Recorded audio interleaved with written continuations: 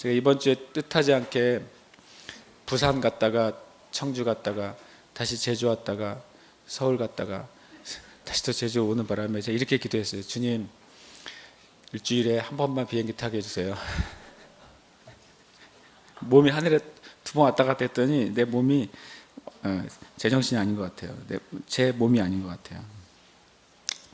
제가 어제 그제 우리 에스더 기도운동본부 아시잖아요. 나라를 위해서 많이 기도하고 또 동성애나 또 할랄이나 또 이런 종교 혼합주의나 이런 데 있어서 제가 보기엔 정말 가장 이 대한민국에서 어떻게 보면 생명을 걸고 싸우는 몇 개 안 되는 그 믿음의 단체라고 저는 생각해요.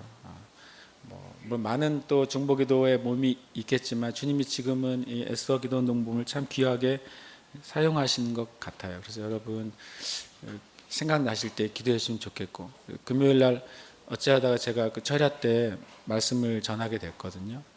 그래서 아니나 다를까, 그러니까 거기 기도의 수준하고 우리 교회 기도의 수준하고 비슷한 것 같아요. 그래서 제가 거기에 또 여러분이 아시는 우리 박모 집사님이 계셔가지고, 제가 집사님이 계실 때는 집사님이 우리 교회에서 그 기도 소리로 탑 1이었지만 지금쯤 오시면 한 넘버 3쯤 되실 것 같아요. 그랬어요. 그랬더니 막 웃으시더라고요. 그래서 제가 그때 이제 말씀을 나눌 때 다음에 나를 부르지 못할 수도 있을 것 같은 말을 했어요. 제가 뭐라고 말했냐면, 우리가 가장 중요하게 여기는 사역도 하나님보다 귀하지 않습니다. 또 여러분이 생각한 여러분에게 있는 가장 중요한 은사도 하나님보다 중요하지 않습니다. 여러분의 인생 가운데 가장 중요하다고 여기는 은혜나 여러분이 소유하고 있는 가장 하나님께로부터 가장 가치 있는 어떤 것이라 할지라도 하나님 자신보다 중요하고 가치 있는 것은 없습니다. 만약에 여러분이 그걸 잃어버리면 다 잃어버리는 거라고 그랬어요. 그러니까 다음에 안 부를 수도 있겠죠. 그것도 하나를 더 붙였어요. 제가 그래서 뭐라고 붙였냐면 우리가 주님의 일을 할 때 하나님의 영광을 따라서 가야 된다고 그랬어요. 대한민국의 모든 교단이 함께 모여서 모든 교단이 한 자리에 모여서 예배한다 할지라도 거기에 하나님의 영광이 없다면 우리는 가지 않아야 된다. 그래서 우리는 철저하게 하나님의 영광이 어디에 있는가 그걸 보고 가야 된다라고 이제 나눴어요. 근데 그분들은 겸손하기 때문에 많이 같이 기도하셨는데 그게 참 중요한 문제 같아요. 이스라엘 백성이 40년 동안 그거 훈련했잖아요. 출애굽한 다음에 그 구름 기둥이 앞서 갔단 말이죠. 구름 기둥이 땅에 있다가 떠오르면 이제 짐을 쌌단 말이에요. 그리고 구름 기둥이 움직이면 그걸 쫓아갔단 말이죠. 구름 기둥이 땅으로 내려오면 이제 짐을 풀었단 말이에요. 40년 동안 한 40번 정도 구름 기둥에 올라갔다 내려왔어요. 어떨 때는 최장 1년 이상 한 장소에 있기도 했고, 어떨 때는 며칠 되지 않았는데도 구름이 떠오르기도 하고 이동하기도 했어요. 이스라엘 백성과 구름 기둥 사이의 거리는 2000규빗이었어요. 2000규빗은 지금으로 하면 1000m 정도 됩니다. 그러니까 이스라엘 백성들이 그게 전통이 돼서 안식일 날 이동할 수 있는 거리, 이동해도 죄가 안 되는 거리가 2000규빗, 1000m 정도였어요. 그래서 성경에 보면 안식일에 가기에 알맞은 곳이라 이런 말이 성경에 나와요. 그것은 1000m 이내인 거죠. 여러분 다 어겼어요, 그죠? 그 40년 동안 주님이 뭘 훈련하셨냐면 하나님의 백성이 그 영광을 쫓아가는 걸 훈련시킨 거예요. 장소를 쫓아가서 훈련시킨 게 아니라 조건을 쫓아가도록 훈련시키신 게 아니에요. 우리의 생각에 옳다 그르다를 쫓아서 가라고 훈련시킨 것도 아니고 영광이 머무는 곳을 향해 가라고 훈련시킨 거예요. 하나님의 영광이 뭐냐면요, 로마서 5장 11절에 보면 하나님 안에서 즐거워하는 거라고 나와요. 재미있게도 표현이 하나님 안에서 즐거워하는 것. 하나님이 기뻐하는 것을 나도 기뻐하는 거예요. 하나님이 옳다고 말하는 걸 나도 옳다고 말하는 거죠.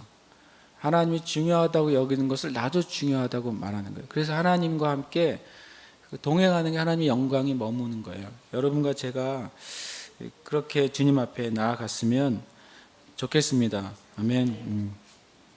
예수님의 말씀은 모든 사람을 조준 사격하시는 것 같아요. 조준 사격이 뭔지 아세요? 여기 한 명만 딱 포커스를 해가지고 그 사람만 쏘는 거예요. 저격수죠, 저격수. 저는 군대에 있을 때 기관총 사수였거든요. 이 기관총은 조준 사격을 하는 게 아니라 그냥 아무데나 갈겨요.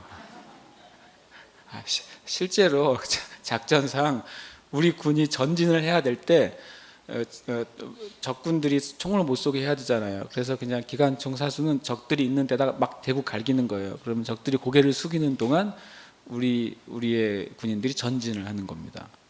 기관총 가지고 누가 한 명씩 대고 쏘면은 맞아요. 그건 조준을 위한 게 아니거든요. 엄호 사격을 위한 게 기관총인데, 근데 주님의 말씀은요, 어떤 한 말씀에도 불구하고 각자 한 사람 한 사람에 대해서 조준하시는 것 같아요. 만약에 우리가 말씀을 들을 때 주님이 나를 조준하신다고 느낀다면 말씀을 잘 듣는 거겠죠. 주님이 우리가 말씀을 들을 때 이 말씀은 누구에게 적합한 말씀이로구나. 그러면 내가 말씀을 안 듣고 있는 것이나 마찬가지예요. 그죠? 주님의 말씀 항상 조준하시는 것 같아요. 그래서 주님의 말씀이 그 어떤 열린 마음 안에 들어가면 열매를 맺게 돼요. 그러나 주님의 그 말씀이 닫힌 마음에 부딪히면 오히려 그 마음은 놀랍게도요, 더 강팍하게 됩니다. 이게 참 신기해요. 주님의 말씀인데도 어떤 사람에게 우리가 내 마음이 주님께 닫혀 있으면 오히려 주님의 말씀을 듣는데 더 강팍하게 돼요. 왜냐하면 주님의 말씀이 나에게 임했을 때 내가 원치 않을 때에는 내 마음에 방어 작용이 일어나요. 그거를 거절하고 싶게 돼요. 그래서 더 강팍하게 됩니다. 그래서 혼적인 정신적인 그 방어는 자신의 그 생각이 옳다는 교만함 때문에 생겨요. 우리는 때때로 이 교만에 대해서 생각할 때 어떤 건방진 태도, 건방진 말투를 생각하잖아요. 저 사람 말하는 게 되게 건방지다. 저 사람 말할 때 태도가 건방지다. 저 사람 말할 때 눈빛이 되게 건방지다.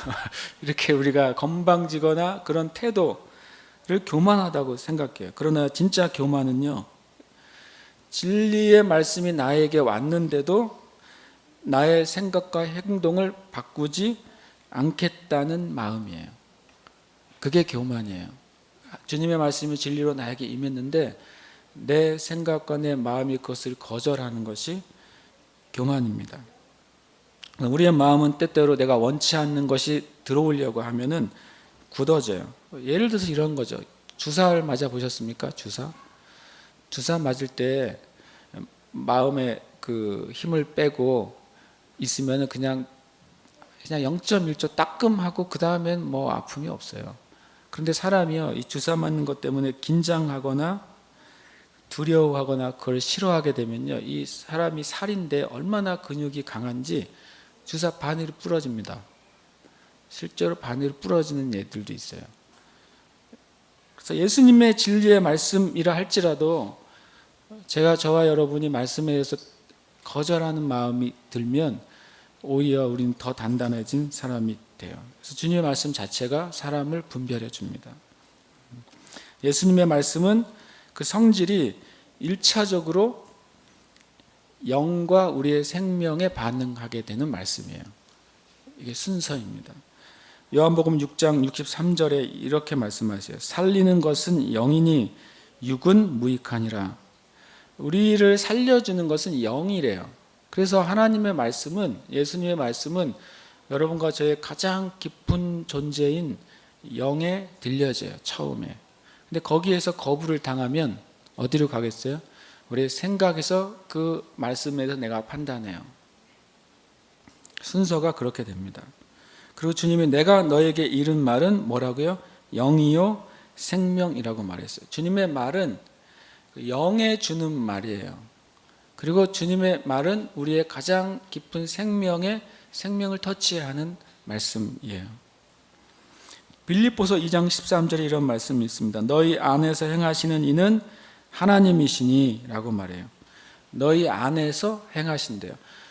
행동은 되게 육신적인 차원으로 느껴지잖아요.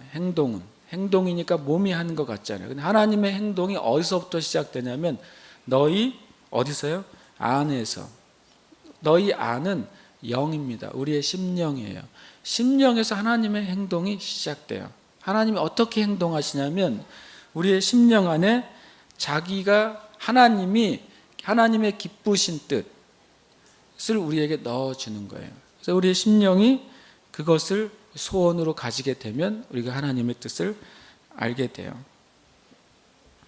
우리의 그 혼이 판단하거나 선택하는 것이 아니에요. 우리의 정신이 하나님의 말씀을 판단하거나 선택하지 않습니다. 이게 우리가 많은 그리스도인들이 가지고 있는 약간의 개념의 혼선이에요. 여러분의 생각의 말씀을 판단하거나 선택하는 게 아니에요. 원칙은 이렇게 돼요.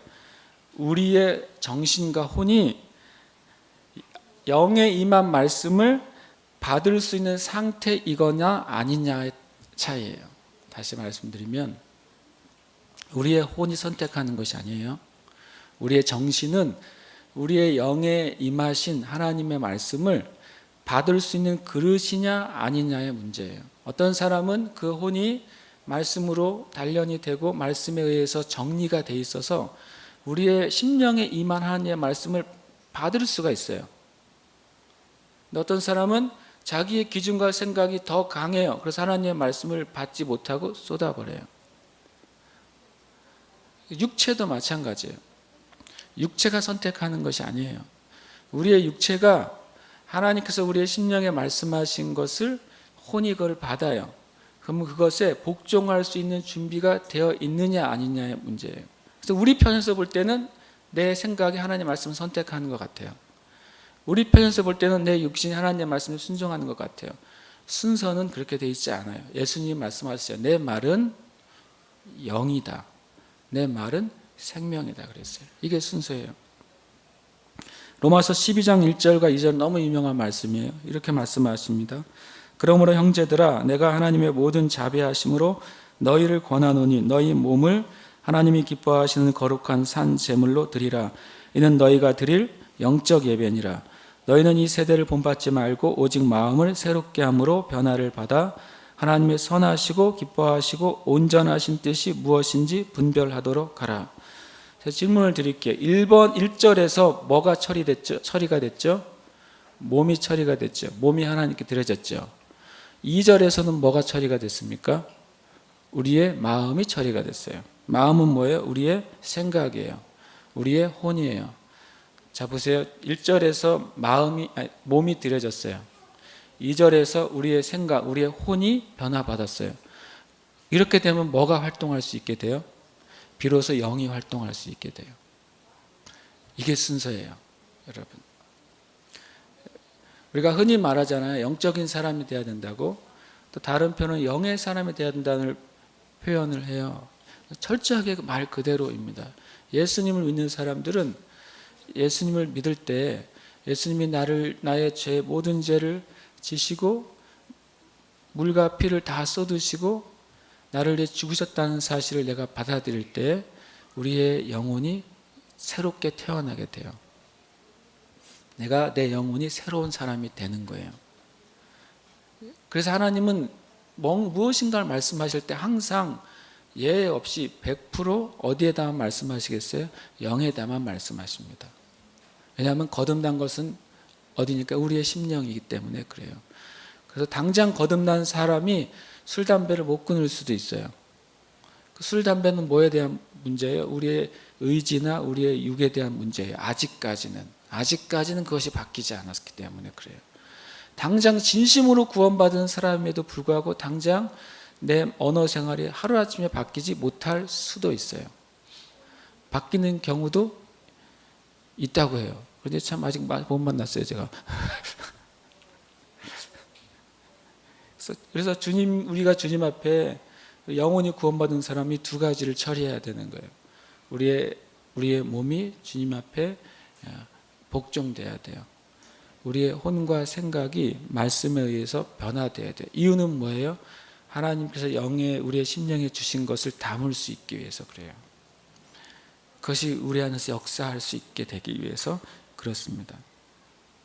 우리의 혼이, 우리의 생각이 말씀을 판단하려거나 선택하려고 하면 뭐가 누구의 주인이 되냐면 나의 자아가 말씀의 주인이 되려고 하는 거예요.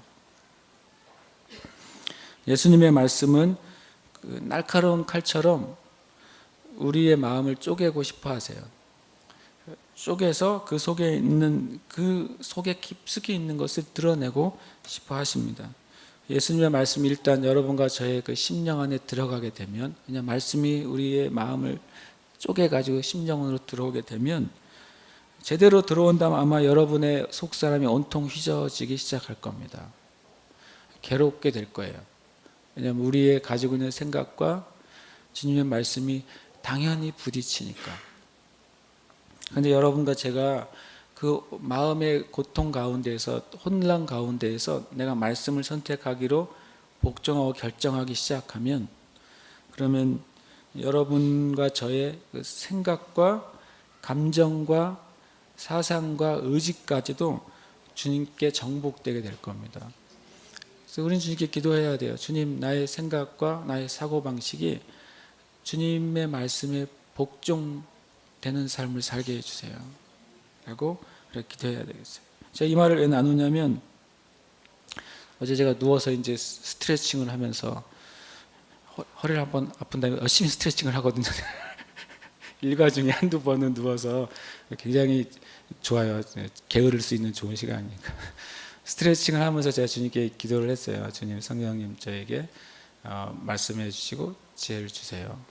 스트레칭 하면서 이제 기도하고 있는데 주님 저에게 세 문장을 저에게 말씀해 주셨어요.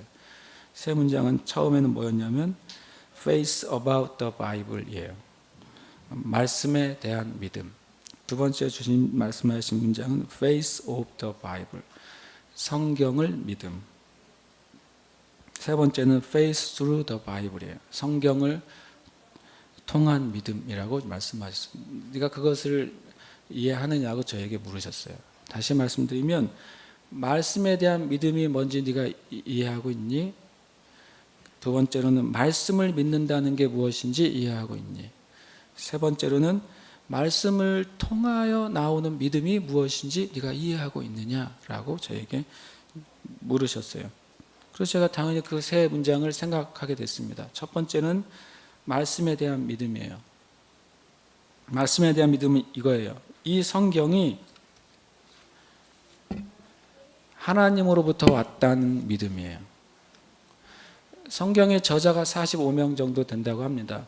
그런데 이 말씀에 대한 믿음은, 이 성경을 쓴 사람은 45명이 될 수 있지만 성경은 하나님이 쓰셨다고 하는 것을 믿는 거예요. 여러분도 믿으세요? 네, 저도 믿습니다. 그 다음에 그렇기 때문에 이 성경이 신에 의해서 쓰여진 책이기 때문에 여기에 오류가 없다고 믿는 거예요. 이게 말씀에 대한 믿음이래요. 이 성경은 그래서 사실이라는 거예요.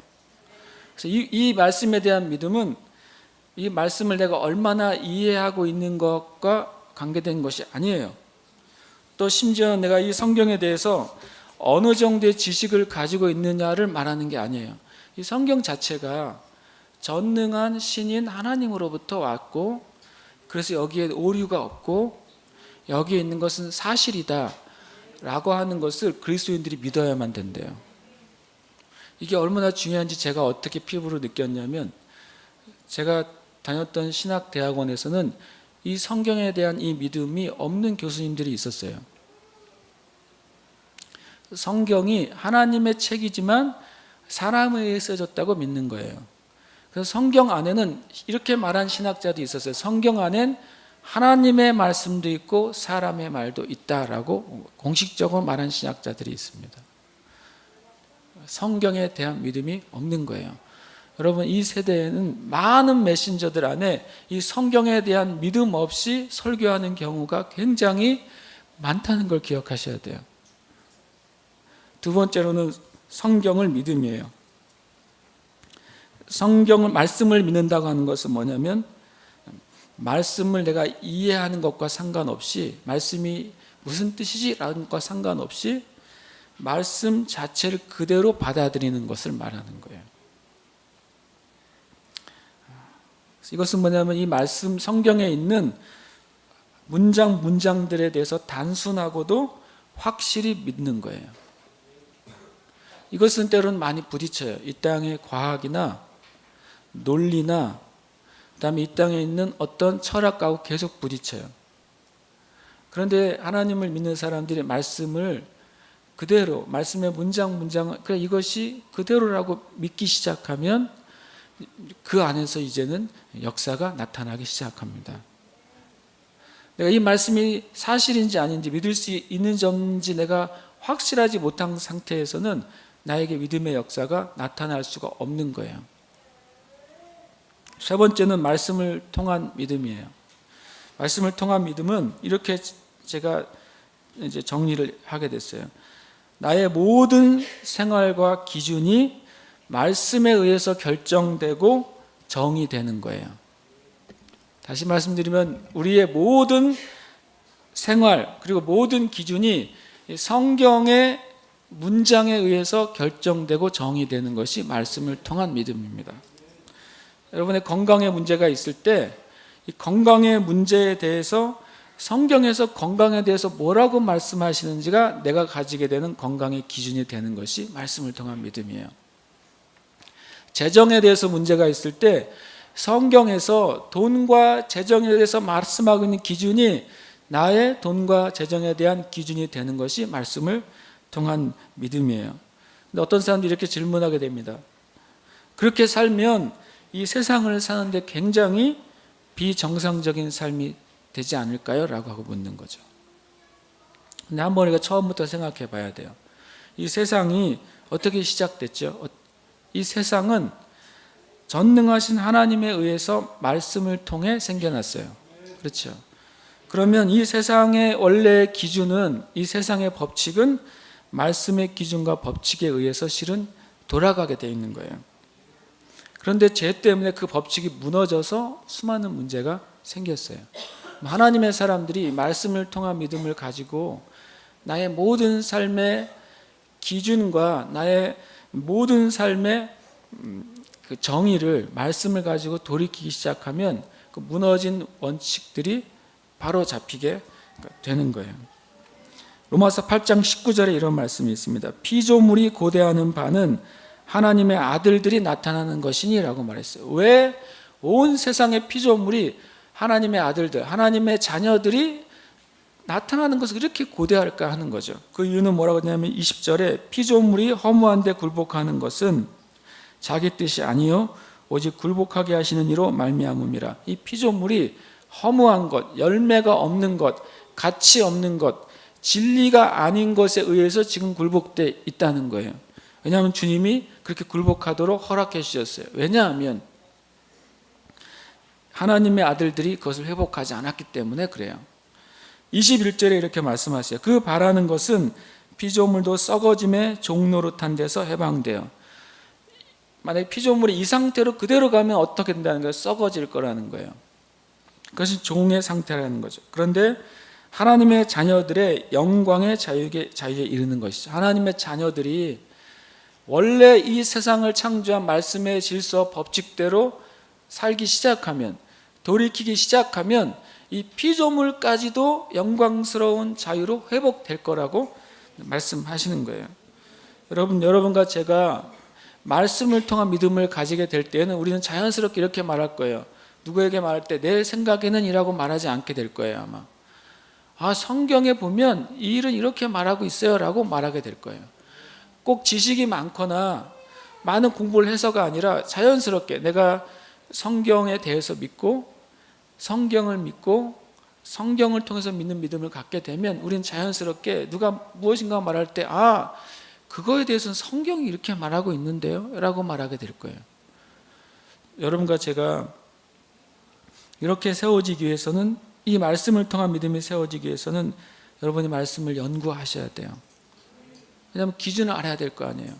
그리고 말씀의 가르침을 받아야 돼요.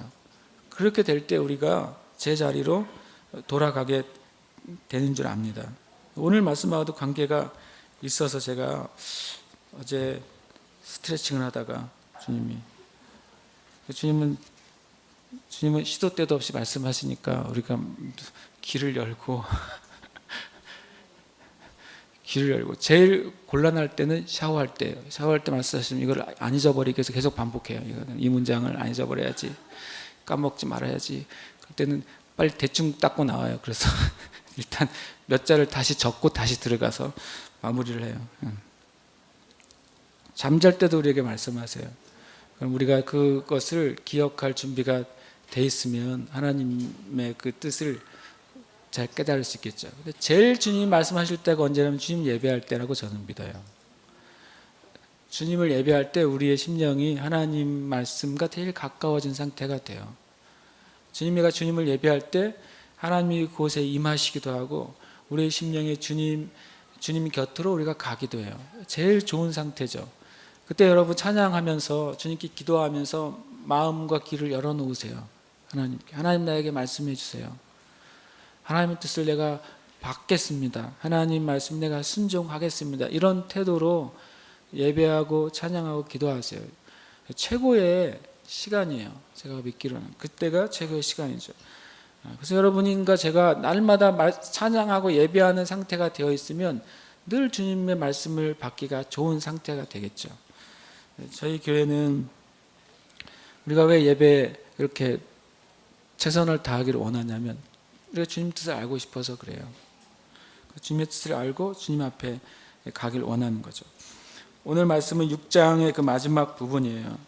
6장이 어떻게 시작되는지 한번 기억해 볼 필요가 있습니다. 6장은 처음에 5장 맨 마지막 절부터 시작됐어요. 그것은 뭐냐면 주님이 선포를 하셨어요. 5장 38절에 새 포도주는 새 부대에 넣어야 한다고 말씀하시고, 그런데 묵은 포도주에 있는 묵은 포도주를 맛본 사람은 여전히 뭐가 좋다고 말하는 거예요? 묵은 것이 좋다고 여기기 때문에 새 부대가 되고 새 포도주가 임하는 것이 쉬운 일이 아닌 것을 말씀하시는 거예요. 왜냐하면 우리의 심령은 묵은 게 좋다고 느껴요. 그래서 새 포도주가 제시될 때 우리는 자동적으로 그것을 한 번에 환영하지 않습니다. 그래서 믿음의 싸움이 거기에 있어요. 저도 그렇고 여러분도 그렇고 우리가 살아왔던 우리의 삶의 습관 또는 경건의 습관, 경건의 삶이 우리가 이전 것이 좋다고 하는 우리의 습관이 우리에게 남아있어요.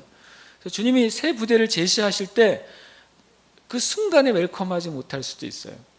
그래서 우리가 주님의 말씀에 내가 복종하겠다고 우리 마음을 먼저 드릴 때 우리가 새 부대가 될 수 있고 하나님이 주신 것들을 받아들일 수 있게 돼요. 첫 번째 주님 새 부대에 대해서 말씀하신 6장은 새 부대가 무엇인지 보여주고 있어요. 새 부대가 무엇이냐면 6장 처음에는 주님께서 안식일에 대해서 말씀하셨어요. 진정한 안식일은 주인이신 예수님과 함께하는 거예요. 진정한 안식일은 법을 지키거나 안 지키는 것이 아니라 생명을 살리고 하나님이 기뻐하시는 선한 일을 하는 것이 진정한 안식일이라고 주님 말씀하신 거예요. 진정한 안식일은 법 이전에 거룩한 것이고 복된 것이고 쉬는 것이라고 주님이 말씀하신 거예요. 제일 큰 가죽을 오래된 가죽 부대를 주님께서 고치시길 원하셨어요. 갈라디아서에 보면 이런 도전적인 말씀이 있어요. 갈라디아서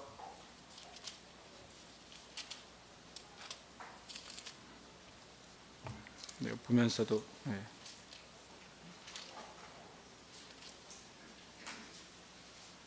갈라디아서 4장 10절과 11절에 이런 말이 있어요. 예수님께서 안식일에 대해서 그릇을 바꿔주셨는데 이 바울은 좀 더 적극적으로 말해서 유대인들에게 아주 욕을 먹습니다. 이렇게 말합니다. 너희가 날과 달과 절기와 해를 삼가 지키니. 그 다음 뭐라고 되어 있습니까? 내가 너희를 위하여 수고한 것이 헛될까 두렵다 그랬어요. 바울이 수고했어요. 이들이 주님을 만나고 영 안에서 자유롭게 되기를 수고했어요. 자기 생명을 걸고 그것을 전했어요. 근데 전하고 나서 봤는데 놀랍게도 아직도 예수 그리스도를 만나고 성령의 자유를 경험한 사람들이 계속 뭐를 따라가고 있어요? 날과 달과 절과 해를 삼가 지킨대요. 그것을 아주 중요하게 여기고 지키는 것을 볼 때 다윗이 뭐라고 그러냐면 두렵다 그랬어요. 내가 전한 복음이 그것 때문에 헛되게 될까 봐 내가 두렵다. 바울도 예수님의 새 그릇 안에 있는 거예요. 그도 새 부대 안에 있어요. 주님이 주인 되신 안식일 안에 그가 들어와 있었던 것입니다. 사도행전 15장에 보면 이 안식일이나 할례나 이 문제 때문에 사도행전 교회가 처음으로 회의를 엽니다. 그때 베드로가 이런 말을 합니다. 우리의 조상들도 지지 못했던 짐을 왜 이 형제 자매들에게 지우려고 하느냐라고 말하는 거죠. 바울이 말했어요. 우리 조상들도 못 지었대요. 그걸 감당을 못했대요. 율법을 감당하지 못했고 안식일의 법을 감당하지 못했고 모든 말씀을 감당하지 못했는데 왜 그것을 다시 감당하게 하려고 하느냐라고 말했어요. 주님이 제일 큰 것에 도전을 하셨어요. 우리 안에도 이 큰 그릇이 있어요. 우리 안에도 진리가 아닌 종교의 그릇들이 있어요. 이걸 빨리 우리가 해체하지 않으면 새 포도주가 터져 버리게 될 거예요. 두 번째 주님께서 다루신 것은 주님의 새로운 권세를 얘기해 줬어요. 새 사도들을 세우시면서 하나님 나라의 새로운 질서를 권위를 세워주세요. 그전에는 제사장과 바리새인과 사두개인과 율법학자들이 권위였어요. 그들이 그릇이었어요. 그들이 건축자들이었어요. 그 건축자들이 누구를 버렸냐면 예수님을 버렸어요. 건축자들의 버린 돌, 그분이 예수님이에요. 근데 하나님은 하나님의 집에 건축자들은 버렸어요. 그 돌을. 그런데 하나님은 그 돌을 가지고 하나님의 새로운 집의 모퉁이 돌이 되게 하셨어요. 그래서 이 새로운 집은 어떤 터 위에 있냐면 사도들과 선지자들의 터에 세워지게 됐어요. 그 전에 세워진 터는 뭐였냐면 그 건축자들이 세운 터예요. 율법의 터였어요. 그러나 이제 예수님이 모퉁이 돌이 되시고 사도들과 주님이 새롭게 세운 권세자들, 권위들을 통해 세워진 진리가 새로운 주님의 집의 터가 된 거예요. 그 두 번째 주님께서 그 헌 가족 부대에 대해서 손을 대세요. 세 번째 주님께서 이 새 부대를 대해서 손을 대신 것은 의예요. 바리새인보다 더 나은 의. 613가지 율법을 지키는 것보다 훨씬 더 탁월한 의. 그것은 마음으로부터 하나님 말씀에 순복하는 의예요. 그것을 주님께서 그 세 번째 그릇으로 말씀해 주셨습니다. 그래서 오늘은 마지막 그 예수님께서 말씀하신 새 부대의 네 번째예요. 그래서 우리가 6장을 읽지만 이것을 좀 기억하고 있으시면 좋겠어요. 이 새 부대의 새 기준을 오늘 말씀하세요. 룰이에요. 이것은 믿는 자의 삶의 법칙에 대해서 얘기해 주십니다. 정리를 하자면 이거예요. 첫 번째로는 다른 사람을 인도하거나 돕기를 원한다면 먼저 자기 자신을 살펴야 한다는 거예요. 여러분이 누군가를 구원하기를 원한다면 여러분 안에 진정한 구원의 은혜가 있는지 살펴봐야 돼요. 여러분 누군가를 섬기고 싶다면 내가 그 말씀에 바로 서 있는지 살펴봐야 돼요. 이것이 첫 번째 예수님이 가르쳐 주신 그릇이에요. 이게 룰이에요. 두 번째 룰은 뭐냐면 나무는 열매로 말미암아 판단된다는 룰이에요. 좋은 나무가 나쁜 열매를 맺을 수가 없대요. 하나님 나라에서는. 때로는 우리 이 땅에서는 좋은 품종을 심어도 날씨에 따라서 안 좋을 수도 있잖아요. 그렇지만 이건 그걸 말하는 게 아니에요. 나무대로 열매를 맺을 거라고 주님 말씀하셨고, 그 다음에 세 번째 하나님 믿는 자들의 삶의 법칙은 뭐냐면 듣고 행하는 삶을 살아야 된다는 거예요. 이것이 세 번째 룰이에요. 세 가지를 다루시는 거예요. 첫 번째로는 우리의 마음의 태도를 다루세요. 내가 만약에 누군가를 섬기러 원한다면 나를 돌아보는 태도를 말해요. 두 번째로는 열매가 나무가 어떤지를 보여준다고 하는 것은 뭐냐면 이것은 말에 대해서 다루세요. 우리의 입술에 대해서 다루십니다. 세 번째로는 우리의 행위를 다루시는 거예요. 이것이 그리스도인의 삶의 세 가지 법칙 또는 새로운 그릇에 대해서 말씀하세요. 말씀을 제가 잠시 나누겠습니다. 39절 40절 우리 같이 한번 읽어볼까요? 시작. 또 비유로 말씀하시되 맹인이 맹인을 인도할 수 있느냐? 둘이 다 구덩이에 빠지지 아니하겠느냐? 제자가 그 선생보다 높지 못하나 무릇 온전하게 된 자는 그 선생과 같으리라. 아멘. 제가 이 두 문장 때문에 일주일 내내 고민했어요. 왜냐하면 첫 번째 고민이 이거였어요. 이것은 비유라고 하는 거죠. 주님의 말씀이 비유일 때는 비유예요. 주님이 말씀이 사실일 때는 그냥 사실이에요. 그죠? 근데 주님이 비유라고 하셨어요. 비유로 말씀하셨다고 누가가 기록해 놓았어요. 그 비유가 뭐냐면 비유의 내용이 이거예요. 맹인이 맹인을 인도할 수 없다는 거예요. 그런데 만약에 맹인이 맹인을 인도하게 되면 어떻게 된다고요? 둘 다. 인도하는 맹인도 빠지고 그 맹인을 쫓아가는 맹인도 빠져요. 그러면서 6장 4절에 40절에 이게 제일 혼란스러운 일주일 내내 난 이것 가지고 생각했어요. 이 말이 왜 나왔는지 모르겠어요. 그냥 40절만 딱 떼어놓고 보면 은혜스러운 말씀이에요. 제자가 그 선생보다 높지 못하나 무릇 온전하게 된 자는 그 선생과 같으리라. 이 말씀을 해석한 것을 찾아봤더니 이렇게 많이 돼 있었어요. 우리가 예수님의 제자로서 예수님 이상의 대접을 받기를 기대하지 마라. 예수님께서 핍박을 받으셨으니까 우리가 핍박받는 게 당연하지 않느냐. 예수님께서 또 사람들의 거절을 당하신 것처럼 우리가 복음을 전할 때 거절당하는 것을 이상하게 여기지 말라. 이런 해석이 주를 이루어요. 그래서 제가 그거는 맞는 것 같아요. 그런데 이 이야기에서 맞느냐는 거예요. 주님이 이렇게 비유로 말씀하셨어요. 맹인이 맹인을 인도하면 어떻게 될까? 둘 다 빠질 것이다. 제자가 그 선생보다 이렇게 나온 거죠, 얘기가. 예수님의 말씀은 너무 단순한데 때로는 너무 깊어요. 그래서 주님께 그냥 아이처럼 구해야 돼요. 주님, 제가 이 말씀을 깨닫게 주세요.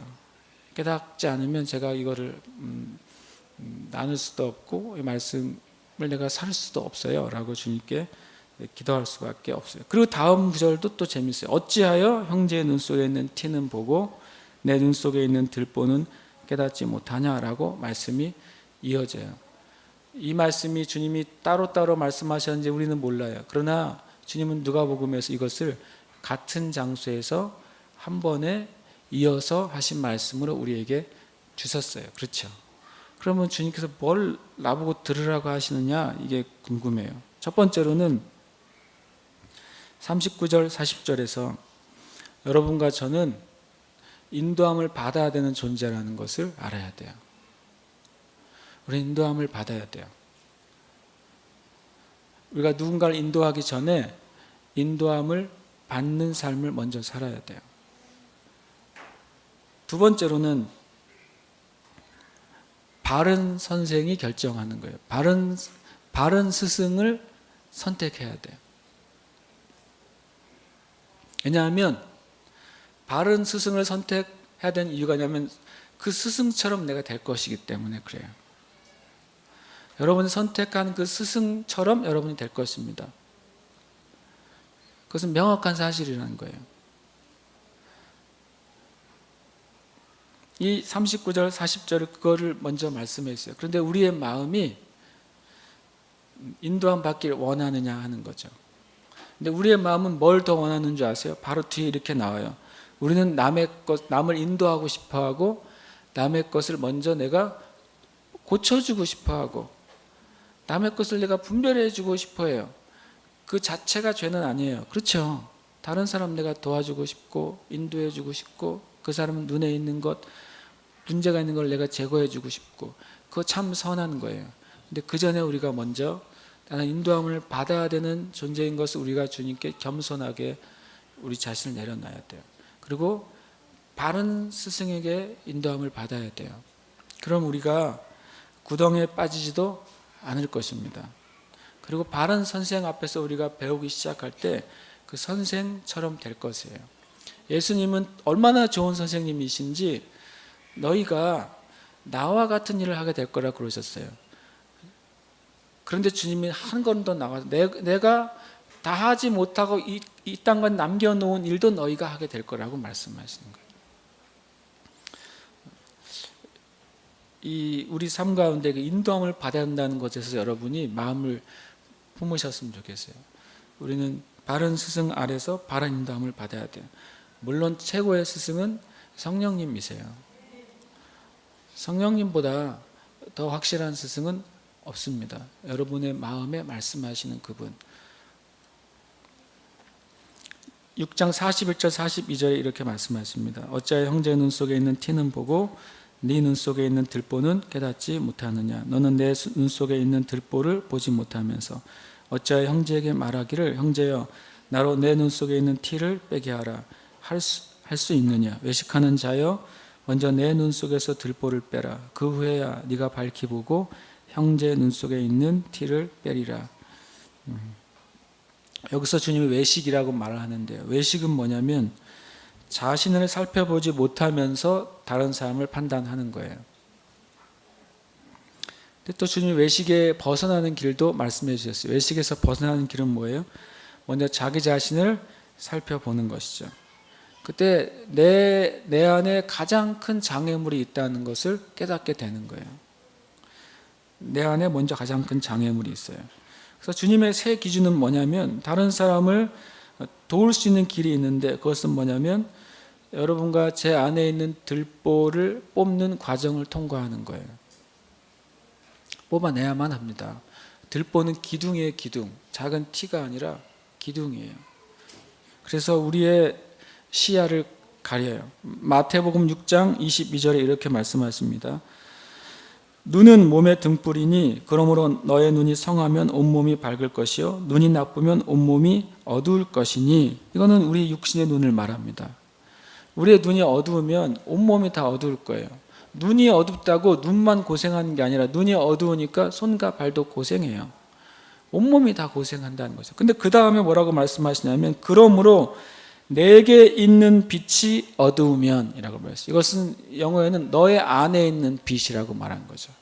너의 안에 있는 눈을 말하는 거예요. 우리의 심령과 마음에 있는 눈을 말하는 거예요. 그 눈이 어두우면 얼마나 그 몸이 더 힘들겠냐고 하는 거예요.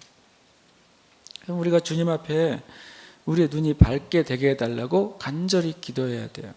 주님, 먼저 내 심령 안에 이 기둥처럼 박혀있는 왜곡된 진리를 주님 뽑게 해주세요. 이렇게 기도해야 돼요. 내 심령에 기둥처럼 박혀있는 수많은 하나님에 대한 오해들을 주님 제거해 주세요 라고 기도해야 돼요. 내 심령에 박혀있는 바로 세워지지 않은 모든 진리들을 이제는 주님 제가 발견하게 해주세요 라고 기도해야 돼요. 그걸 뽑아내면 여러분과 제 심령이 밝아질 거예요. 그러면 다른 사람을 섬길 수 있게 돼요.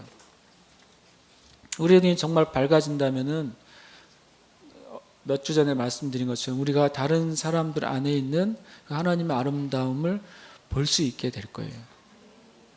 그 큰 기둥이 가로막고 있는데 어떻게 내가 그 상대편 안에 있는 아름다움을 내가 볼 길이 있겠어요? 볼 수가 없죠.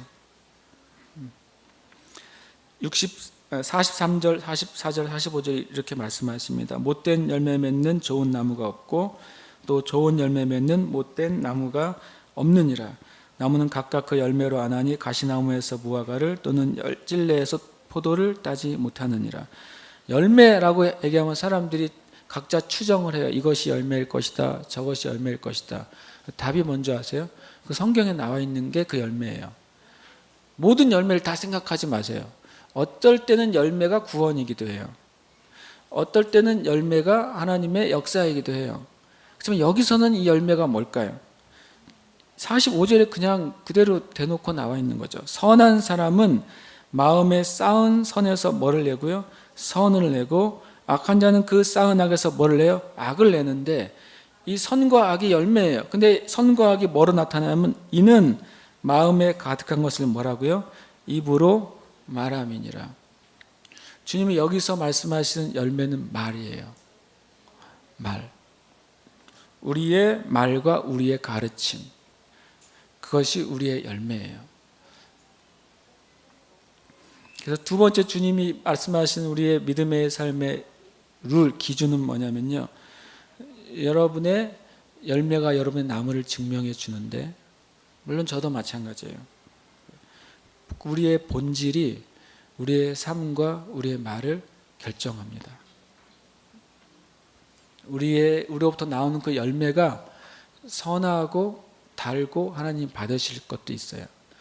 그러나 우리 입에서 나오는 그 열매가 악하고 쓰고 주님이 받으실 수 없는 것도 있어요.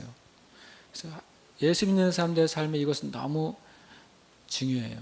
너무 중요한 것이 아니라 삶 전체를 덮어줘요. 이 말이. 어떨 때는 말을 많이 하는 것보다 말을 적게 하는 게 우리 자신의 유익이 될 때도 있어요. 우리의 삶에. 이것이 두 번째 우리의 믿음의 삶의 룰이에요. 여러분, 우리가 주님께 기도해야 되겠죠. 내 말에 주님의 지혜와 주님의 사랑과 주님의 진리와 주님의 마음을 달라고 기도해야 돼요. 46절에서도 이렇게 말씀하십니다. 너희는 나를 불러 주여 주여 하면서도 어찌하여 내가 말하는 것을 행하지 아니하느냐. 내게 나와 내 말을 듣고 행하는 자마다 누구와 같은 것을 너희에게 보이리라. 이것은 세 가지죠. 주님께 나아가는 것, 주님의 말을 주의 깊게 듣는 것, 그리고 말씀을 가지고 가서 행하는 것입니다. 주님께 나오지 못하는 사람은 들을 수가 없어요. 그 말은 교회에 나오는 횟수를 늘리세요, 이 말을 의미하는 것은 아니에요. 교회 예배나 또 기도의 자리나 예배 자리에 많이 나온 것 좀 좋은 일이죠. 그리고 가치 있는 일이고 중요한 일이에요. 그러나 주님께 나아간다는 것은 실상 우리의 마음이 주님을 향하고 있느냐는 거예요. 몸이 이 자리에 나와 있지만 내 마음이 주님을 향하지 않을 수도 있어요. 내 마음이 다른 곳에 생각을 갈 수도 있어요. 우리의 마음이 그래요. 그리고 그 말을, 주님의 말을 주의 깊게 듣느냐 하는 거죠.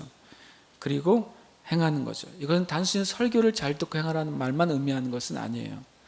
당연히 설교의 자리에, 예배의 자리에 나와서 잘 듣고 행하는 것도 포함돼요. 그러나 더 기쁜 것은 여러분이 주님 앞에 나아가고 주님의 음성을 듣기를 원하고 들은 것을 순종하려고 하느냐 하는 거예요. 그것이 우리의 삶의 법칙이란 말이에요. 집을 짓되 깊이 파고 주추를 반석에 놓은 사람과 같으니 큰 물이 나서 탕류가 그 집에 부딪히되 잘 지었기 때문에 능히 요동하지 못하게 하였거니와 듣고 행하지 아니하는 자는 주추 없이 흙 위에 집을 지은 사람과 같으니 탕류가 부딪힘에 집이 곧 무너져 파괴됨이 심하니라. 주님이 이렇게 말씀하세요. 내 믿는 자의 삶은 집을 짓는 것 같다고 말씀하세요. 여러분과 제가 집을 짓고 있는 거죠. 지금 집을 짓고 있습니다. 그런데 집을 지을 때 최고의 고려사항이 뭐겠어요? 우리 교회에 집 짓는 것과 관계된 전문가들이 몇 분 있으신데, 그런데 성경의 기준은 달라요. 이 땅을 평가할 때 평가의 기준이 있잖아요. 그죠? 이 땅이 얼마나 가치 있는지 가치 없는지. 하나님 나라의 기준이 뭔지 아세요? 이거 우리가 기억해야 돼요. 우리의 인생의 집을 짓는 건데 하나님 나라에 볼 때 이 기준이 잘 짓고 있는지 짓고 있지 않는 기준이 뭐냐면 심판을 견딜 수 있느냐 없느냐예요. 기준이 그거예요. 여러분과 저의 믿음의 삶이 심판의 때를 견뎌낼 수 있는 종류의 믿음을 짓고 있는지, 아니면 심판을 견딜 수 없는 종류의 믿음의 집을 짓고 있느냐, 그거예요. 왜냐하면 이렇게 말씀하세요. 주님이 내 말을 듣고 행하는 자가 어떤 사람인지를 내가 보여주겠다. 그리고 두 개의 집을 말씀하시는 거예요. 근데 그 집 다 뭐냐면 거기에는 재료가 안 나와요. 그죠? 여기서는요. 재료에 대해서 말씀하시는 본문은 따로 있어요. 근데 여기서는 재료가 관심이 아니에요. 집을 짓되 그거예요. 깊이 파고 주추를 반석 위에 놓은 사람과 같아요. 왜냐하면 잘 지으려고 하는 게 목적이 아니라 뭐냐면 큰 물이 나서 홍수가 나서 부딪힐 때 견딜 수 있느냐 없느냐가 기준이에요. 여러분, 우리의 믿음의 삶의 우리의 기준이 뭐냐면 얼마나 잘 지느냐가 문제가 아니라 우리가 지는 믿음의 삶이 믿음의 도전을 어디까지 견딜 수 있느냐예요. 일본 같은 데서는 2층만 지어도 다 H빔으로 짓더라고요. 아주 오래전에 일본에 갔었는데 일본 시골에 갔었어요. 시코쿠라는 섬, 제주도만한 섬이 하나 있더라고요. 시코쿠에 제가 몇 주 있었는데 완전 시골이죠. 우리 지금 완전 시골인데 2층 집을 짓는 걸 제가 봤는데 놀랍게도 우리나라에서는 지금 한 10층쯤 지을 때 쓰는 그 H빔 있잖아요.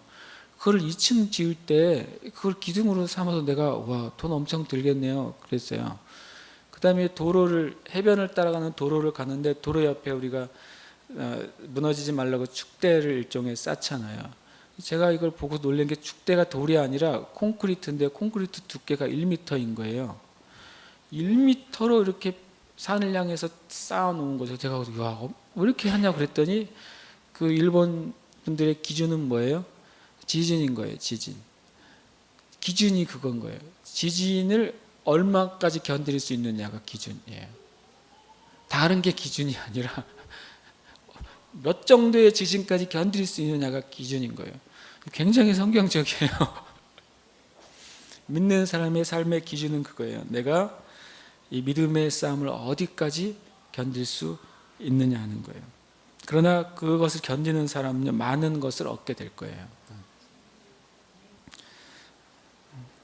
세 기준을 꼭 기억하셔야 돼요. 우리의 기준은 예수님의 말씀을 듣는 삶이에요. 지난번에 어떤 분이 이 내 말을 듣고 행하는 자를 토라를 듣고 행하는 자라고 해석했어요. 주님 그렇게 말씀하지 않았어요. 예수님은 토라를 말할 때 모세의 글이라고 표현하셨어요. 너희 율법이라고 표현하셨어요. 그러나 예수님의 말씀은 나의 말이라고 표현하셨어요. 다른 것입니다. 주님이 토라를 모르시는 분이 아니고 율법을 모르시는 분이 아니고 선지자의 글을 모르시는 분이 아니에요. 주님은 다 아시고 다 행하신 분이에요. 그러나 지금 여기서 뭐라고 말하냐면 내 말이라고 하셨어요. 성경에 주님이 나의 것이라고 말한 것은 주의해야 돼요. 나의 말, 나의 교회, 나의 영, 나의 신부. 너무 중요해요. 주님이 기준이 누구예요? 주님 자신이세요. 그래서 우리는 예수님의 말씀에 진짜 귀를 기울여야 돼요. 성령님께서 우리의 심령에 주시는 성령님의 감동에 귀를 기울여야 돼요. 그것이 주님이 주신 새 부대예요. 그리고 거기에 이제 주님이 새 포도주를 부으실 거예요. 한량없이 끊임없이 계속 부으실 것입니다. 그래서 주님의 몸을 점과 흠과 티가 없이 만드실 거예요. 주님의 신부된 주님의 교회와 백성들을 강하고 능력 있게 만드실 거예요. 그래서 하나님의 나라가 임하도록 그렇게 하실 것입니다. 여러분과 제가 새 부대가 되기를 원합니다. 저도 새 부대로 완전히 저의 모든 생각과 마음과 행위가 바뀌어지기를 원합니다. 우리가 주님께 구한다면 주님이 주실 거예요. 주님도 원하시기 때문에. 같이 시간 기도하겠습니다. 주님 앞에 기도할 때 하나님 제 믿음의 삶의 기준을 주님 바로 세우게 하여 주시옵소서. 내 삶 가운데 주님 말씀에 대한 믿음, 또 말씀을 믿는 것, 또 주님 말씀을 통한 믿음들이 제 안에 바로 세워지게 하여 주시옵소서. 우리가 주님 앞에 이 시간 같이 함께 간절히 간구하겠습니다. 기도하겠습니다.